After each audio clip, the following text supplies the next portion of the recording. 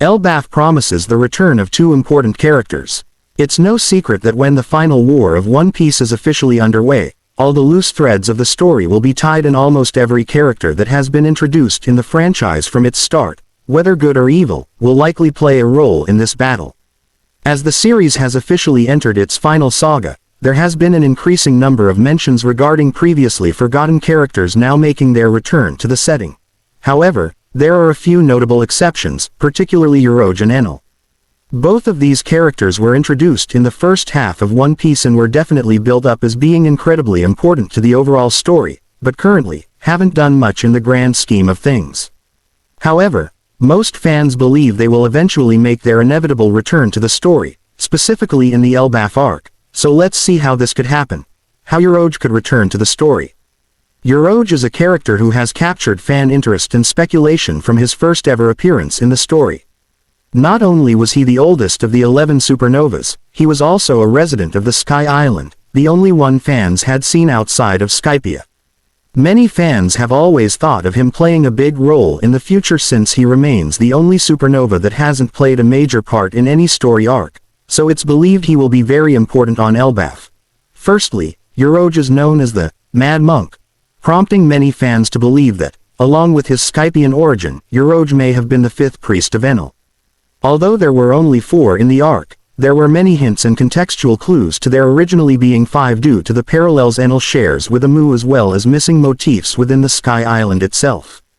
The theory states that Urouge was once Enel's priest but left his side after the destruction of his village of Burka in the hopes of traversing the Blue Sea to become strong enough to defeat him.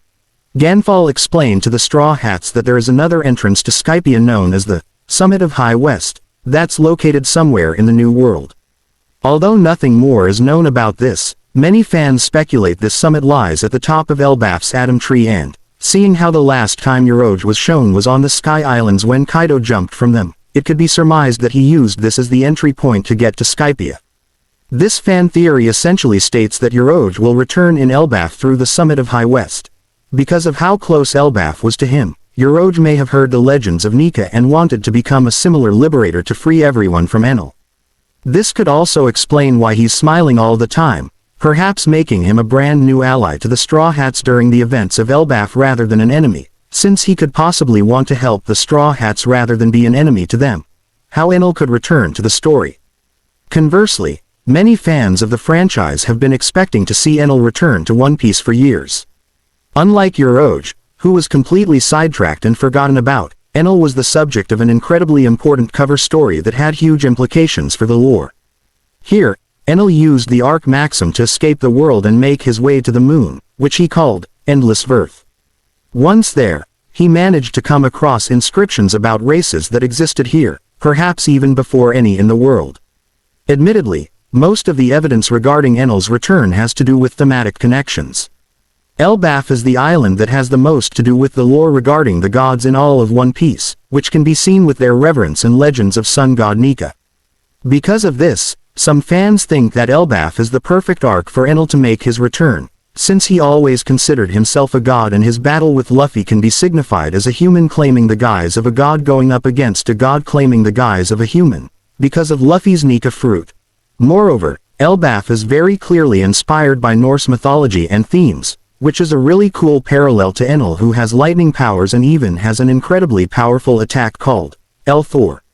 Also, he is the only person in the entire setting who currently knows about the history of the first people who once belonged to the moon, so he is essential in completing the knowledge of the true history of the world, which he could give to Robin once he's in Elbaf.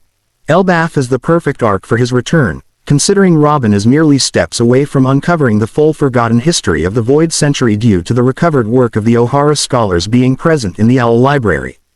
Fans even believe that Enel may have had a change of heart after learning about his mortality, perhaps even lending a helping hand to the Straw Hats against the forces of the world government in the final war.